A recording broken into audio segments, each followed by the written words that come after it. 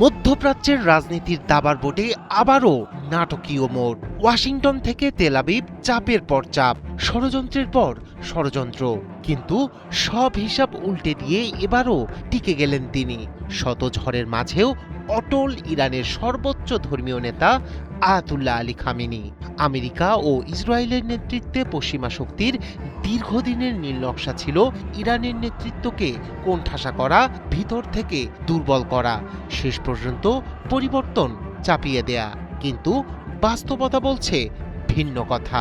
অভ্যন্তরীণ সংকট, অর্থনৈতিক চাপ, নিষেধাজ্ঞা, এমনকি তার ঘনিষ্ঠদের ওপর হামলা কিছুই টলাতে পারেনি খামেনির শাসন। উল্টো আরো অপ্রতিরোধ্য হয়ে ইরানের মসনদ ধরে রেখেছেন তিনি। ওয়াশিংটন ও তেল আবিবের হিসাব ছিল পরিষ্কার, চাপ বাড়বে, ভিত নড়বে, আর ভেঙে পড়বে ইরানের ক্ষমতার কেন্দ্র। কিন্তু সব অনুমান ভুল প্রমাণ করে এবারও টিকে গেলেন আয়াতুল্লাহ আলী খামেনি। আমেরিকা ও ইসরায়েল সহ পশ্চিমা শক্তির বহুদিনের অভিযোগ অস্থিতিশীলতার মূল উৎস ইরান। সেই অভিযোগকে সামনে রেখে একের পর এক নিষেধাজ্ঞা, আন্তর্জাতিক চাপ, এমনকি গোপন অপারেশন।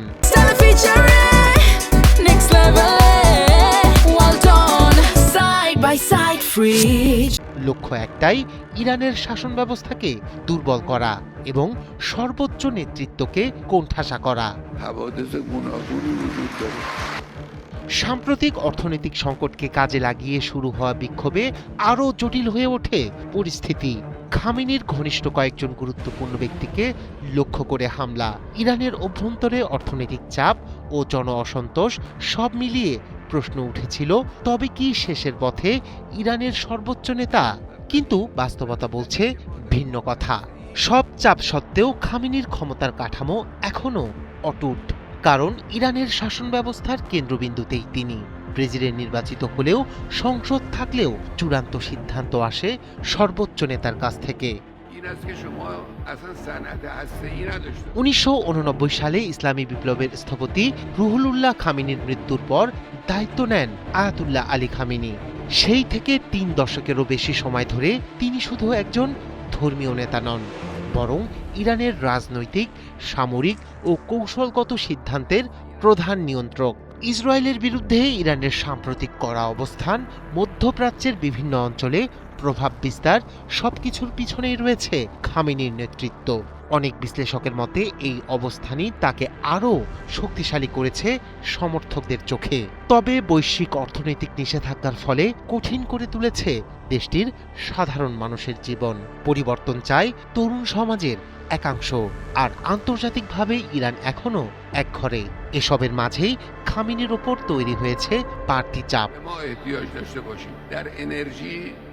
তারপরও প্রশ্ন থেকে যায়, কেন টিকে যাচ্ছেন তিনি? বিশ্লেষকরা বলছেন, এর পিছনে রয়েছে শক্ত নিরাপত্তা কাঠামো, আদর্শিক আনুগত্য।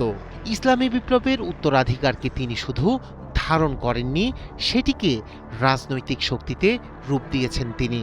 পশ্চিমা শক্তির নীল নকশা ছিল ভিতর থেকে ভাঙন ধরানো, কিন্তু শত ষড়যন্ত্রেও মাটির সাথে মিশে গেছে শত্রুর পরিকল্পনা।